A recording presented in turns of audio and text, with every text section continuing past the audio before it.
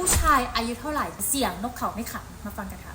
โดยปกตินะคะผู้ชายวัยรุ่นที่อายุ 20-30 ปีนะคะจะเสี่ยงภาวะนกเขาไม่ขันแค่ 8% ค่ะแต่เมื่ออายุมากขึ้นในช่วงถึง